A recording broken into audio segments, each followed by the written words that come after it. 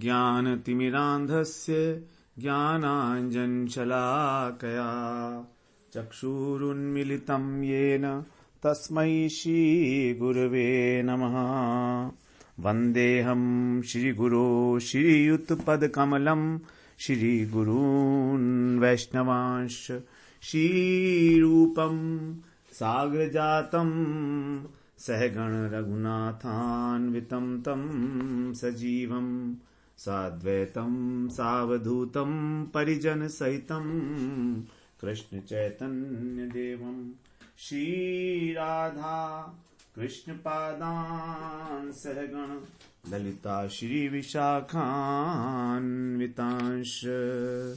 तमादिदेवं करुणानिधानं तमालवर्णं सुहितावतारम् अपार संसार समुद्र सेतुं भजामहे भागवत स्वरूपम्।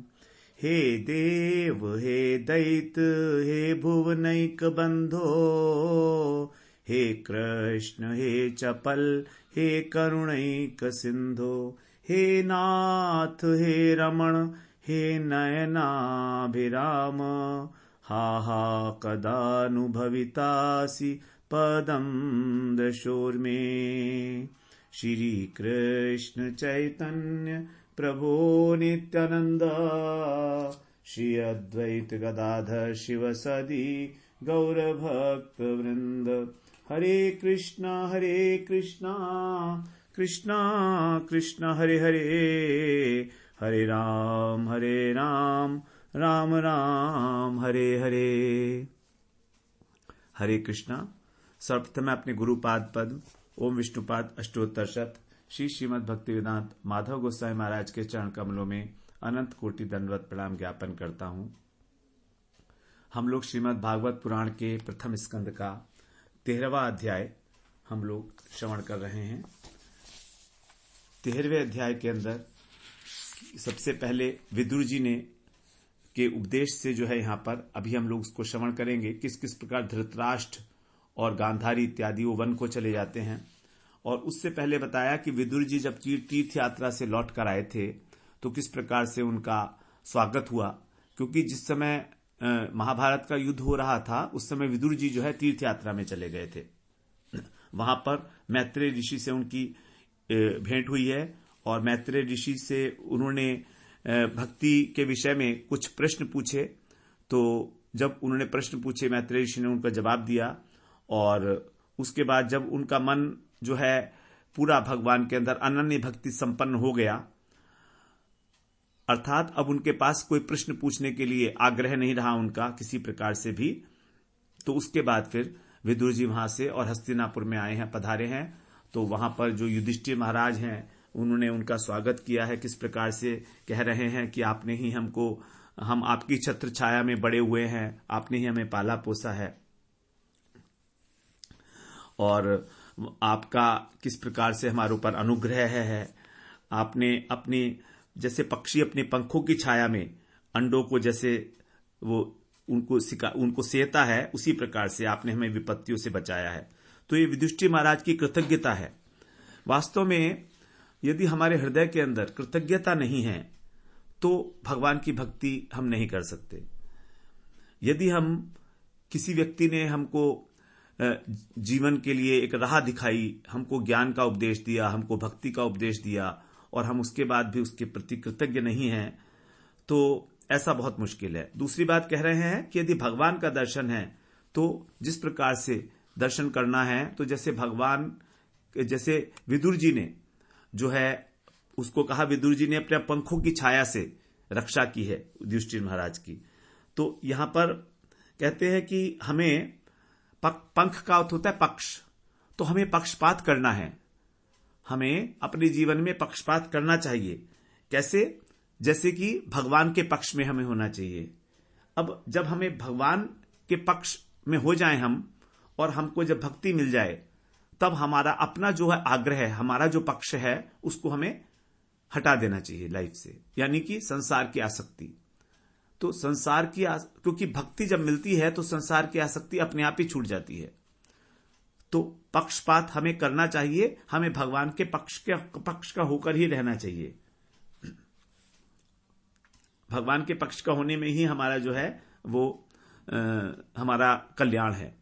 फिर युधिष्ठिर महाराज कहते हैं कि आप तो जो है आपके हृदय में भगवान रहते हैं, आप गदाभृत हो, उनको धारण करते हो, गदाधर को जो भगवान है, इसलिए आप तो तीर्थों को भी तीर्थ बनाने वाले हो, तीर्थों का भी तीर्थत्व प्रदान करते हो, आप तो चलते फिरते तीर्थ हो। और उसके बाद फिर बहुत उन्होंने विदुर जी का स्वागत किया। सारे लोग जो है उनको देखकर बहुत प्रसन्न हुए हैं। लेकिन विदुर जी उनसे समाचार पूछा विदुर जी से कि आप कहाँ कहाँ गए, कैसे कैसे आपने अपना जीवन निर्वाह किया, और वहां पर आप गए होंगे द्वारका में, तो क्या वो सब सकुशल तो हैं? लेकिन वहां विदुर जी ने तब तक जो यदुवंश है वो उसका जो है भगवान ने उसको अंतर्ध्यान कर दिया था, उसका वो लोग चले गए थे सब यदुवंशी लोग भगवान के धाम में। तो ये वाला जो समाचार था विदुर जी ने नहीं बताया युधिष्ठिर महाराज को, क्योंकि यदि कोई दुखदायी समाचार है तो उसको जल्दी से नहीं सुनाना चाहिए। जब कभी प्रसंग आएगा तो अपने आप पता लगी जाएगा। ये सज्जनों की परंपरा इसी प्रकार की है। युधिष्ठिर महाराज तो साक्षात जो है धर्म के अवतार हैं। धर्म नहीं, जो विदुर जी हैं वो तो साक्षात यमराज हैं।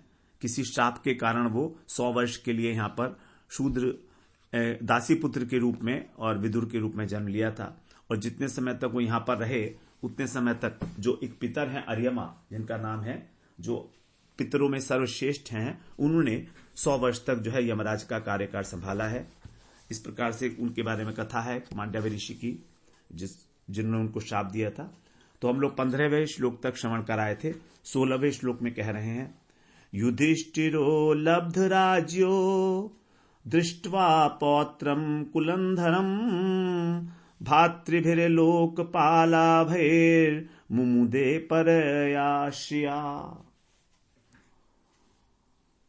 युधिष्ठिर जो हैं वहां पर जब उनको राज्य प्राप्त हो गया, युधिष्ठिर लब्ध राज्यो, तो राज्य को पाकर युधिष्ठिर हस्तिनापुर का राज्य पाकर कुलंधर जो कुल को धारण करता है, मतलब कुल को चलाता है ऐसे, और अपने पौत्र जो उनके पौत्र थे परीक्षित महाराज, इस प्रकार तो क्योंकि परीक्षित महाराज जो उसको आगे चलाएंगे ना, और उसके साथ फिर दृष्टवा माने देखकर, और उनके भातृ में हमने भाई, और भाई कैसे थे उनके? लोकपाला भाई, जैसे लोकपाल हैं इंद्र वरुण, ये जितने भी हैं देवता, ये सब लोकपाल कहे जाते हैं। यमराज, कुबेर, इंद्र, वरुण, सूर्य, चंद्र, अग्नि, ये सब वायु, सब लोकपाल हैं। इस सृष्टि के अंदर जो अलग अलग कार्य के अंदर नियुक्त किए गए हैं उनको लोकपाल कहा जाता है। तो लोकपालों के समान जो तेजस्वी थे। पर्याश्रिय का मतलब संपत्ति, तो जो अपार संपत्ति के साथ युक्त थे, ऐसे मुमुदे माने आनंदित हुए। युधिष्ठिर महाराज इस प्रकार से जो आनंदित होकर और राज्य काज कर रहे हैं। 17वें श्लोक में कह रहे हैं, एवं ग्रहेषु सक्तानाम प्रमत्तानाम तदीहया अत्यक्रामद विज्ञातः कालः परम दुस्तरः। कालः परम दुस्तरः, जो समय है ये परम दुस्तर है, अर्थात इसकी गति को कोई नहीं जान सकता है कि किस प्रकार हम मृत्यु की ओर बढ़ रहे हैं। इसकी जो गति है हमें पता ही नहीं लगता। अभी अभी हम सोचते हैं कि सब कुछ ठीक ही था और अचानक मृत्यु उपस्थित हो जाती है। तो कह रहे काल है परम दुस्तर है, परम दुस्तर है ये काल, जिसको पार करना, इस काल की गति को समझना ये बहुत मुश्किल है। तो कह रहे हैं अति क्रामद विज्ञातः, अविज्ञात मैंने पता ही नहीं लगा उसका, अनजाने में ही किस प्रकार से जो परम दुस्तर कार है ये अत्यक्रामत मतलब व्यतीत हो गया।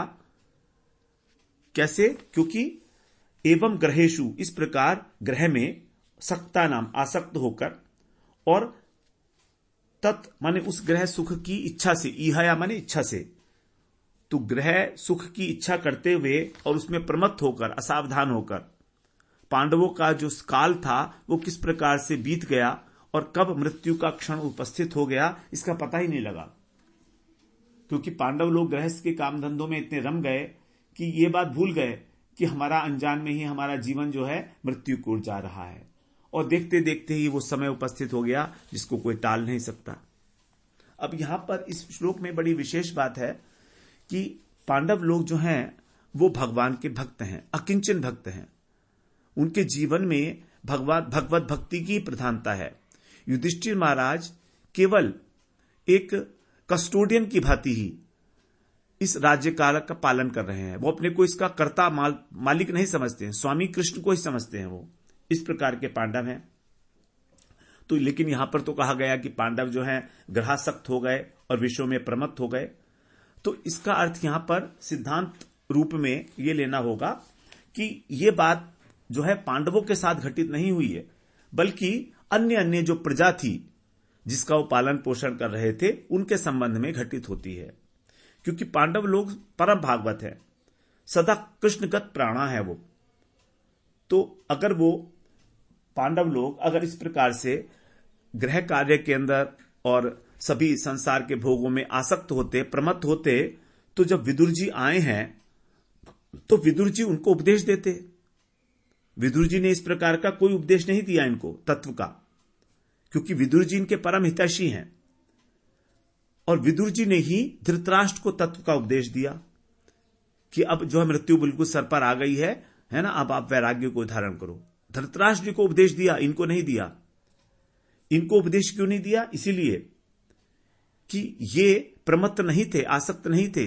विदुर जी को मालूम था कि पांडव जो हैं भगवान कृष्ण के परम भक्त हैं, इसलिए उन्होंने उनको उपदेश ना देके धृतराष्ट्र जी को उपदेश दिया है। लेकिन फिर भी ये बात यहां पर कही गई है, तो इसका अर्थ यही समझना होगा हमें कि ये सारे साधारण संसारी लोग जो हैं उनके लिए ये बात कही गई है। अब 18वें श्लोक में कह रहे हैं, विदुरस्तदभिप्रेत्य धृतराष्ट्रमभाषत राजन्निर्गम्यतां शीघ्रं पश्येदं भयमागतम। देखिए, अब धृतराष्ट्र जी के विषय में जो है विदुर जी अपना ओपिनियन बता रहे हैं, उनसे कह रहे हैं तत् अभिप्रेत्य, उस काल की गति को पहचान कर। वास्तव में भगवान के भक्त ही काल की गति को पहचानते हैं। वो अपना एक क्षण भी भगवत भजन के बिना व्यतीत नहीं करना चाहते। जो भाव भक्त हैं उसका यही एक लक्षण बताया गया है 9 लक्षणों में से। अव्यर्थ कालत्वम। अव्यर्थ कालत्वम मतलब काल का एक क्षण भी वो व्यर्थ नहीं करते। तो सबसे बड़ा जो टाइम मैनेजमेंट है वो करने वाले हैं केवल भक्त, कि टाइम को किस प्रकार से इस तरह व्यतीत किया जाए कि हर समय कृष्ण की स्मृति हो, हर समय कृष्ण की स्मृति हो 24/7।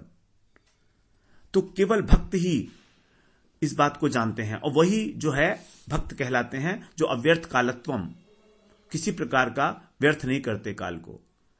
किसी ना किसी प्रकार से, किसी ना किसी चेष्टा से, सेवा से भगवान में लगाए रखते हैं। उनका सोना खाना पीना भी भगवान के लिए है। उनका उद्देश्य भगवत सेवा है, भगवान का भजन है, इसलिए वो खा रहे हैं, इसलिए पी रहे हैं, इसलिए सो रहे हैं। इस प्रकार से तो जो विदुर जी हैं वो तो परम भागवत है, वो पहचान गए कि काल की गति, अब काल आ गया। अभिप्रेत्य माने पहचान कर। विदुर है धृतराष्ट्रम अभाषत।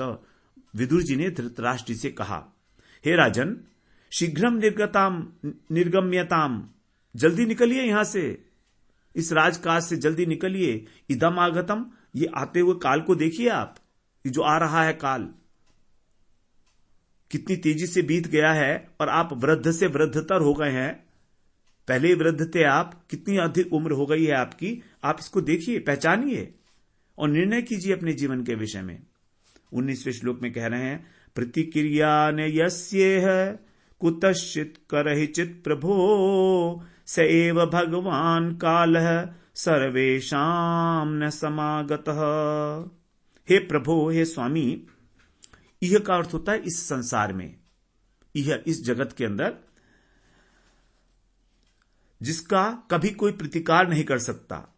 यस्य माने जिसका, प्रतिक्रिया, प्रतिक्रिया माने प्रतिकार, अर्थात उसको कोई रोक नहीं सकता। न माने नहीं, कुतश्चित माने कहीं भी, करेचित माने कभी भी, ना तो कहीं भी ना कहीं भी, कभी भी, किसी भी समय जिसका प्रतिकार नहीं किया जा सकता। स एव भगवान काल, वही भगवान काल के रूप में, सर्वेशाम ने समागत, हम सबके लिए, न माने हम सबके लिए, सर्वेशाम सबके लिए, समागत, अच्छी प्रकार से आ गए हैं। तो विदुर जी कह रहे हैं कि अब हम सबको इस काल रूपी भगवान जो काल के रूप में है, क्योंकि काल भगवान की ही चेष्टा है। सबसे पहले भगवान ने काल को, माया को उत्पन्न किया, काल को उत्पन्न किया है। तो काल रूपी जो ये भगवान है, आप इसको देखिए, पहचानिए, और आप इस प्रकार पहचान कर और अपने जीवन के विषय में कुछ निर्णय लीजिए, क्योंकि इसका प्रतिकार करने की सामर्थ्य हम में किसी में भी नहीं है। हम सबको जागरूक हो जाना पड़ेगा। आगे 20वें श्लोक में कह रहे हैं, येन चैवाभिपन्नोऽयं प्राणै प्रियतमैरपि जनः सद्यो वियुज्येत किमुतान्यैर्धनादिभिः। येन माने जिस काल ने, अभिपन्न माने जिस काल के वशीभूत होकर, अयम जनः ये मनुष्य और सबसे वियुक्त हो जाता है। काल ही एक ऐसी वस्तु है जो हमको अनेक प्रकार के व्यक्तियों से, पदार्थों से संयोग कराती है और वियोग कराती है। कभी वो संयोग करा देता है काल किसी समय में, और कभी वियोग करा देता है। तो हम इसी के वश में रहते हैं। अभिभूत का मतलब होता है आप वश में रहना। तो इसका जो मनुष्य है, ये प्रियतमई प्राणी, प्रियतम प्राणों से भी अधिक प्रिय है, उससे सद्य का अर्थ होता है तुरंत, व्युज्येत वियोग करा देता है। यदि कोई हमारा प्रियतम है, हम उसको बहुत प्रेम करते हैं, उससे हमको दूर करा देता है। बात बात में ही वियोग हो जाता है, उससे पता ही नहीं लगता है कब वियोग हो गया। तो जो सबसे अधिक हमके प्राणों से प्रिय व्यक्ति है, जब उसकी ही यह हालत है, तो अन्य पदार्थों की क्या बात। अन्य धनादि भी किमुत का मतलब है उनकी चर्चा ही क्या करनी। अन्य माने जो और वस्तुएं हैं, पदार्थ हैं, जैसे धन इत्यादि, धन जन इत्यादि जो भी वस्तुएं हैं हमारे पास, अगर हमारा काल के वशीभूत होकर उनसे वियोग हो जाए, तो इसमें क्या आश्चर्य की बात है। उसकी बात क्या करनी। जो सबसे अधिक प्रिय है, जिसके बिना हम कभी रह नहीं सकते, उससे भी वियोग करा देता है ये काल। पता नहीं कब किसकी मृत्यु हो जाए, पता नहीं कब किसी को कहीं पर जाना पड़ जाए आउट ऑफ स्टेशन, फिर वहां से लौट के ही ना आए। वो ऐसा होता है, परिवार में ऐसा होता है। 21वें श्लोक पे कह रहे हैं, पितृ भ्रातृ सुहित पुत्रा हतास्ते विगतम वयः आत्मा च जरया ग्रस्तः परगेयमुपाससे। ते का अर्थ होता है आपके। तो आपके जो पिता है, पुत्र, आपके जो चाचा ताऊ इत्यादि हैं, धृतराष्ट्र जी के लिए कह रहे हैं कि आपके जो पिता हैं, भ्राता हैं, सुहृद हैं, और आपके पुत्र हैं, संबंधी, हतः, ये सब हत मतलब ये सब मर चुके हैं, ये मारे जा चुके हैं सब। विगतम वय, और आपकी जो वय है, आपकी जो आयु है, वो भी विगत हो रही है, ढल चुकी है अब। और क्या है, आत्मा च जरया, आत्मा का अर्थ है यहां पर शरीर, क्योंकि आत्मा के बहुत सारे अर्थ होते हैं, लेकिन यहां पर आत्मा का अर्थ लिया गया शरीर। तो आपका जो ये शरीर है, ये जरा का मतलब है बुढ़ापा, बुढ़ापे से जो है ग्रस्त हो चुका है, ग्रस्त बुढ़ापे ने आकर घेर लिया है। परगेहम उपासते, और आप परगेह का मतलब है शत्रु का घर। एक होता है अपना घर, एक होता है शत्रु का घर। स्वग्रह और परग्रह, पर माने पराया। तो आप शत्रु के घर में रह रहे हो, उपाससे आप रह रहे हो शत्रु के घर में, क्योंकि ये पांडव तो आपके किसी समय शत्रु थे, और आप उन्हीं के घर में रह रहे हो। आपको शर्म नहीं आती है, आपको ग्लानि नहीं होती है ऐसा सोचकर। आप थोड़ा सोचकर देखिए, आप अपने विचारों को कहां रख दिया है। ये आपके शत्रु हैं, मैं आपको याद दिला रहा हूं।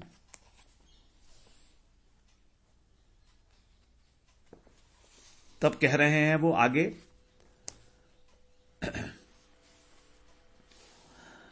22वें श्लोक में, अहो मयीयसी जंतोर जीविताशा यथा यया भवान। अहो महीयसी जंतोर जीविताशा यया भवान भीमापवर्जितं पिंडम अदत्ते गृहपालवत्।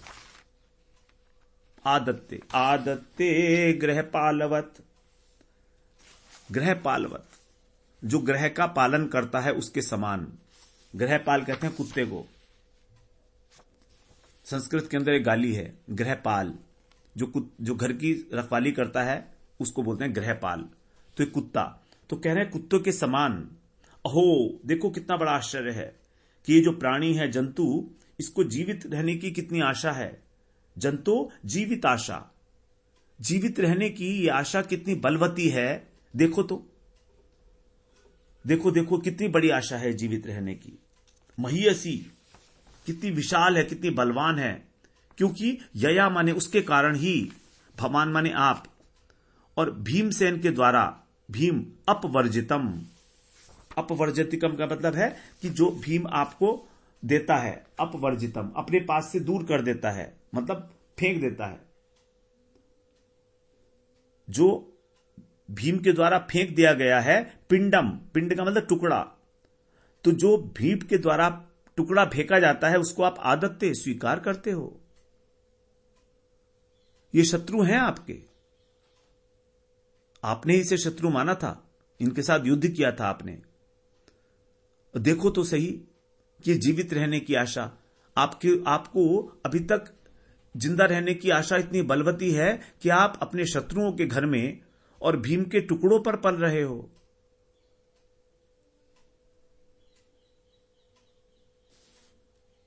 ये भीम कौन है? वही है जिसको आपने जलाने के लिए प्रयास किया था। जब धृतराष्ट्र से गए थे, धृतराष्ट्र से जब मिलने गए विदुर जी, तो विदुर जी ने पूछा आपके कैसे हैं? पांडव लोग आपकी सेवा तो करते हैं ना कि नहीं करते हैं?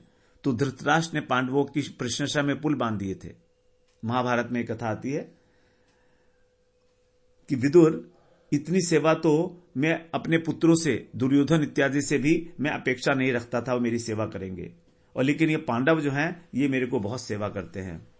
और जब भोजन बनता है तो सबसे पहले भीमसेन मुझको भोजन कराने आता है, तब उसके बाद फिर ये लोग भोजन ग्रहण करते हैं। और युधिष्ठिर महाराज सबसे पहले जाग कर और मुझे सबसे पहले दंडवत प्रणाम करते हैं। मेरा यहां पर बहुत अत्यधिक आदर है, मैं बहुत अच्छी तरह से रह रहा हूं। तब विदुर जी ने जो है धृतराष्ट्र को ये सारी बातें कही हैं कि महाराज, ये बात तो ठीक है जो आप कह रहे हो, लेकिन उस शत्रु का घर है आपके, आपको शर्म नहीं आई है? आपको बिल्कुल शर्म नहीं रह गई है? इनकी महिमा गा रहे हो आप पांडवों की, आपको लज्जा का जरा भी अनुभव नहीं हो रहा है? इन पांडवों के लिए, मारने के लिए आपने क्या क्या नहीं किया है। आगे कह रहे हैं 23वें श्लोक में इसी बात को, अग्निर्निसृष्टो दत्तश्च गरोदाराश्च दूषिता हृतम क्षेत्रम धनम येषाम तद्दत्तैरसुभिः कियत्। येषाम, जिनके लिए क्या किया आपने? अग्नि, निसृष्ट माने जलाना, अग्नि के द्वारा उन्हें जलाने का प्रयत्न किया गया आपके द्वारा। और गर का मतलब होता है विष, विष दिया गया। दत्त माने दिया गया आपको, विष के लड्डू दिए गए थे भीमसेन को खाने के लिए। और दारा का मतलब पत्नी, जिनकी पत्नी को आपने अपमानित किया है। दूषिता, द्रौपदी के वस्त्र हनन में आप भी थे, आप वहां पर राजा थे, आप चाहते तो उसे रोक सकते थे। आपके सामने वो द्रौपदी अपमानित हुई है, इनकी पत्नी। और जिनका क्षेत्रम धनम, इनका आपने भूमि भी छीन ली और धन भी छीन लिया। वास्तव में उत्तराधिकारी तो युधिष्ठिर थे, क्योंकि पांडु जी जो है वो धृतराष्ट्र राजा बनने के योग्य ही नहीं थे, क्योंकि वो अंधे थे। इसलिए तो जो राज्य सिंहासन था वो था पांडु जी का, और पांडु जी के पुत्र थे युधिष्ठिर, तो उन्हीं का उत्तराधिकार बनता था उसके ऊपर। जबकि धृतराष्ट्र बड़े थे, लेकिन तो भी। उसके बाद आपने इनका धन छीना, आपने इनके भूमि छीन ली, 5 गांवों तक नहीं दिए आपने। तद्दत्तई, उनके दिए वे अशुभी, अशुभी का मतलब होता है प्राण, असु माने होता है प्राण, अशुभी माने उनके प्राणों में, दिए गए प्राण में माने जीवन में। कियत, आप उस प्रकार से जी रहे हो इनके ऊपर कि अब उनके अन्न से आप जी रहे हो। असु का मतलब होता प्राण, तो यहां पर प्राण से अर्थ लेना पड़ेगा हमें अन्न को, क्योंकि अन्न कल जो है हमारे प्राण अन्न में बसते हैं। अगर अन्न नहीं होगा तो प्राण भी नहीं रह पाएंगे। तो कह रहे हैं आप उनके दिए हुए अन्न से जब अपने प्राणों को रख रहे हो तो इसमें क्या बात है? ये क्या कोई बहुत बड़ी बात है? कियत, ये क्या कोई गौरव की बात है जो आप इतनी इनकी प्रशंसा कर रहे हो? क्या आपको शोभा देता है?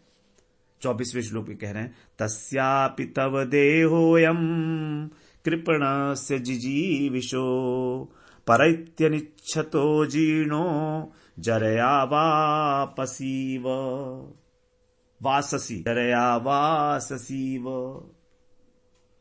लेकिन क्या है? तस्य अपि, ऐसा होने पर भी आपकी जो जीवित रहने की इच्छा है, जिजीविषो, ये कृपणस्य, आपकी जो जीने रहने की इच्छा है, आप तो अभी भी जीना चाह रहे हैं। क्यों? क्योंकि आप अत्यंत कृपण हैं, आप अत्यंत अज्ञानी हो गए हैं और आप जीना चाहते हो, वो तो ठीक है, लेकिन क्या आपके इच्छा करने मात्र से आप जी सकते हो?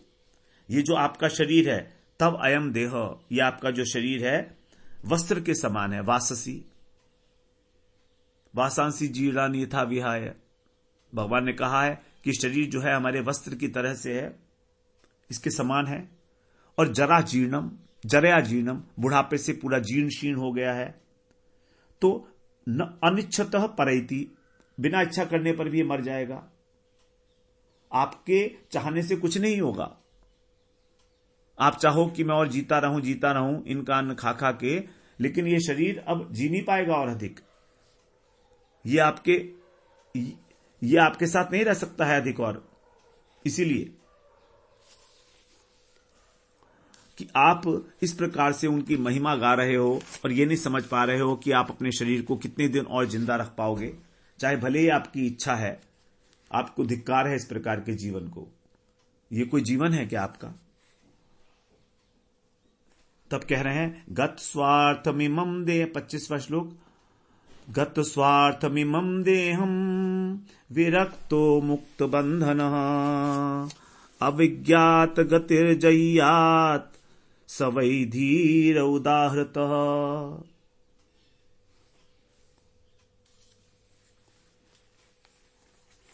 धीर पुरुष कौन है, उसकी परिभाषा बता रहे हैं यहां पर। धीर वही धीर उदाहरत, उस व्यक्ति को ही धीर कहा जाता है, उस व्यक्ति को ही धीर पुरुष कहा जाता है, धैर्यशाली कहा जाता है। किसको? गत स्वार्थ एवं देह,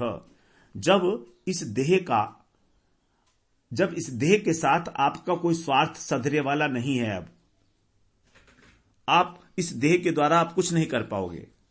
आपका जो स्वार्थ सिद्ध होना था, आपकी जो भोग की इच्छा थी, वो सब पूरी वो हो चुकी है जो हो चुकी है। अब ये देह आपकी किसी काम की नहीं रही है। गत स्वार्थ इमम देहम विरक्तो मुक्त बंधन है। तब क्या करना है? विरक्त होके और मोह इत्यादि का जो बंधन है संसार का, इसको छोड़ना है, इसको छोड़ देना चाहिए। इसमें फंसिए मत आप। तो इमम देहम, इस शरीर को अविज्ञात, अविज्ञात का मतलब जिसका पता ही ना हो, गति जय्यात, ऐसी जगह पर इसको त्याग दो, अनजान जगह पर। जो त्याग देता है वही वास्तव में, वही स धीर उदाहरत है, उसी को धीर पुरुष कहा जाता है। तो धीर वास्तव में वही है जो समय रहते ही इस प्रकार जाग जाता है अपने जीवन में और इस शरीर को एक अनजान जगह के ऊपर त्याग देता है, क्योंकि अब इसका कोई प्रयोजन सिद्ध होने वाला नहीं है किसी प्रकार से। तो इसलिए इसमें फंसिए मत आप, और संसार के संबंधियों से आप अलग रहिए और उनके अनजान में ही शरीर को त्याग करो। उनको पता ही ना लगे कि शरीर आपका मर गया है, क्या जरूरत है? क्योंकि यदि उन्हें पता होगा तो आपको घेर कर खड़े हो जाएंगे चारों तरफ, और घेर कर खड़े हो जाएंगे तो क्या होगा? आपको उन्हीं की स्मृति होगी, और उन्हीं की स्मृति होगी, उन्हीं की मोह में फंसे रहोगे और वहीं पर ही जन्म लोगे, फिर कुछ ना कुछ बनकर आगे, उन्हीं के सेवक बनकर। तो ये बड़ी महत्वपूर्ण बात है जीवन में कि हमारे मृत्यु के समय में हमारे पास कौन है, क्योंकि हमारा जो संसार से बंधन है मोह का, ये ये बंधन ही हमको वापस इस दुनिया में आसक्त करके वापस ले आता है। तो यदि मृत्यु के समय हमारे चारों तरफ जो खड़े हुए लोग हैं, यदि वो हमारे सामने खड़े हैं तो हमारा उनमें मोह रहेगा। अब उनमें मोह रहेगा तो फिर हम वहीं पर ही लौट कर आएंगे। ये इंपॉर्टेंट बात है बड़ी। इस प्रकार से वो कह रहे हैं आप ऐसी जगह पर मृत्यु को प्राप्त करो जहां पर कोई भी आपको पूछने वाला ना हो, कोई आपको मोह करने वाला ना हो। इस प्रकार जो है धृतराष्ट्र को समझा रहे हैं विदुर जी। आगे कह रहे हैं यह स्वेकात परतो वेह, 26वां श्लोक है। यह स्वेकात परतो वेह जात निर्वेद आत्मवान हृदि कृत्वा हरिम गेहात प्रव्रज जेत्स नरोत्तमा। यह स्वेकातर कातर परतु, कात परतु, यहां पर कह रहे हैं कि जो स्वकात माने अपनी समझ से, अपने माइंड को अप्लाई करके, वा माने अथवा, परतः माने दूसरे के कहने से, समझाने से किसी के। यह निर्वेद, इस संसार में निर्वेद को प्राप्त हो जाता है। जात माने उत्पन्न हो जाता है, उसके अंदर वैराग्य उत्पन्न हो जाता है। ऐसा वो धैर्यशाली जो पुरुष है वो क्या करता है, हरिम हृदय कृत्वा, भगवान को हृदय में धारण करता है, और गेहात प्रव्रजेत, घर से प्रवजन कर देता है, मतलब छोड़ देता है। वही श्रेष्ठ पुरुष है। तो देखिए पहले उन्होंने धीर पुरुष की परिभाषा बताई कि धीर पुरुष वही है जो जब उसे समझ में आ जाए कि अब इस संसार से, मेरे इस शरीर से कोई प्रयोजन सिद्ध नहीं होने वाला है, तो अब मुझे इसको अनजान जगह पर जो है त्याग देना चाहिए, मोह के बंधन से विरक्त होकर। और मोह के बंधन से विरक्त होने का जो तरीका है वो है क्या है कि अपने घर से कहीं दूर जाकर, घर के अंदर कभी अपना शरीर ना छोड़े। लेकिन हमारी तो विपरीत स्थिति है। हमारे यहां तो जब बुढ़ापा आ जाता है तो आदमी कहता है कि अब मैं कहां जाऊंगा, ठीक है मेरे बच्चे ही हैं, मेरा ध्यान रखेंगे। हम तो उल्टा सोचते हैं। लेकिन यहां पर विदुर जी जो बता रहे हैं वो कि श्रेष्ठ पुरुष वही है जो अपने शरीर के चलते ही इस घर के बंधन को छिन्न भिन्न कर देता है। हमारे एक प्रभु जी थे तो बोलते थे कि आपको घर तो छोड़ना ही पड़ेगा। अब आपके पास दो ऑप्शंस हैं, या तो आप 4 पैरों पर ये घर छोड़ोगे या आप 2 पैरों पर ये घर छोड़ोगे।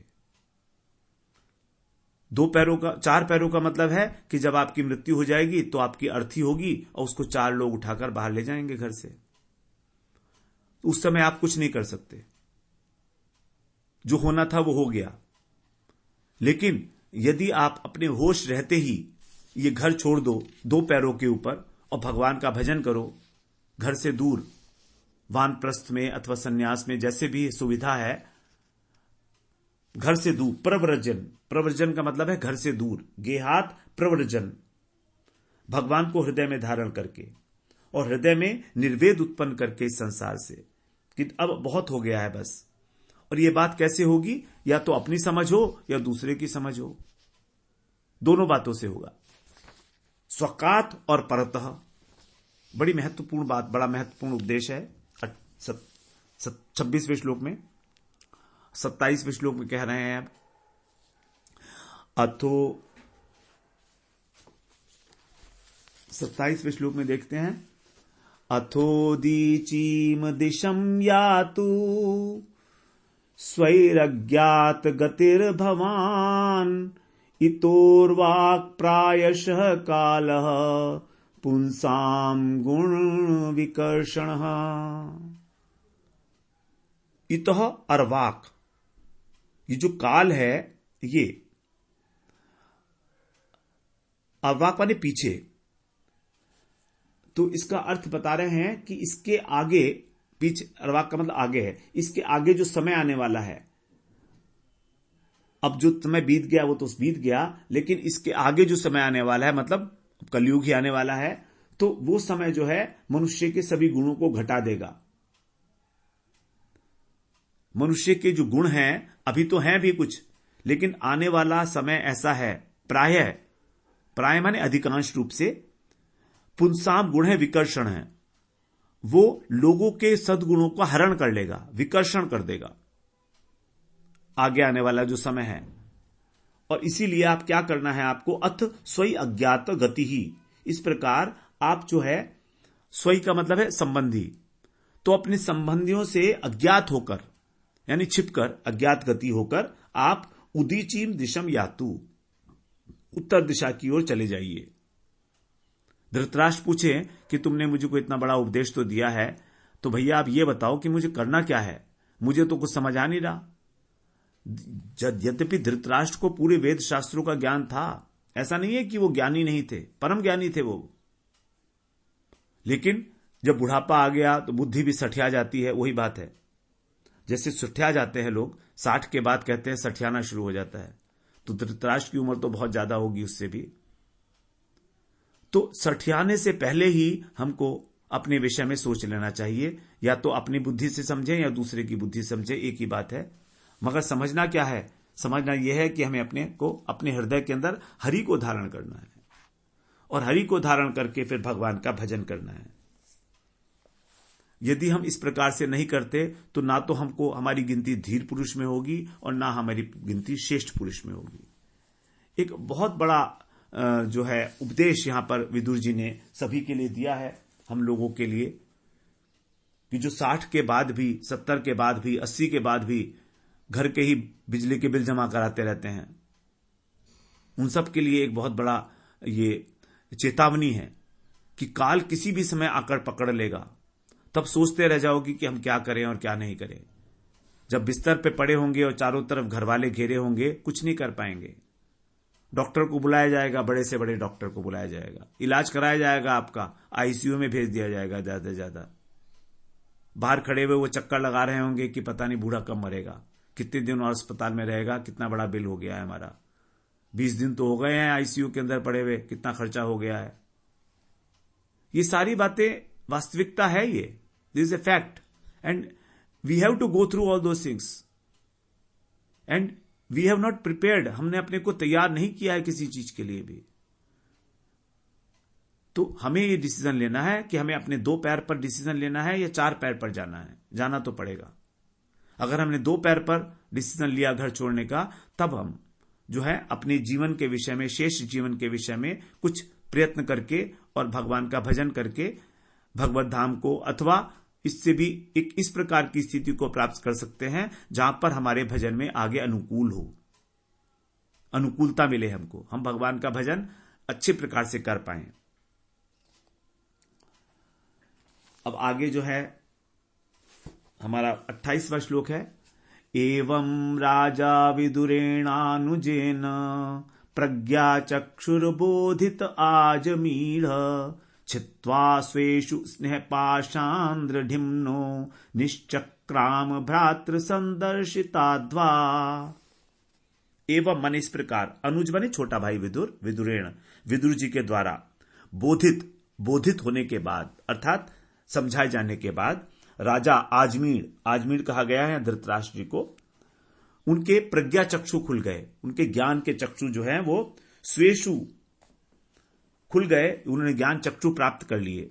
और फिर जो उनके अपने दृढ़ स्नेह के बंधन थे सभी परिवारजनों से, उनको छित्वा काट कर, और भ्रातः संदर्शित है, उनके भाई ने जो मार्ग दिखाया था उसको देखकर, अध्वा निश्चक्रामा, निकल गए, घर से निकल गए 28वें श्लोक में।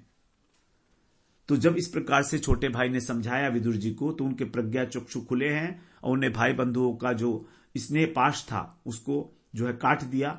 और विदुर जी ने जो रास्ता दिखाया था, अध्वा माने रास्ता, कि तुम उत्तर दिशा की ओर चले जाओ, तो इस प्रकार से जो है उन्होंने गमन किया है धृतराष्ट्र जी ने। और अब इसके बाद हम 29वें श्लोक से फिर अगले सत्र में श्रवण करते हैं। वांछा कल्पतरुभ्यश्च कृपा सिंधुभ्यैव च पतितानां पावनेभ्यो वैष्णवेभ्यो नमो नमः।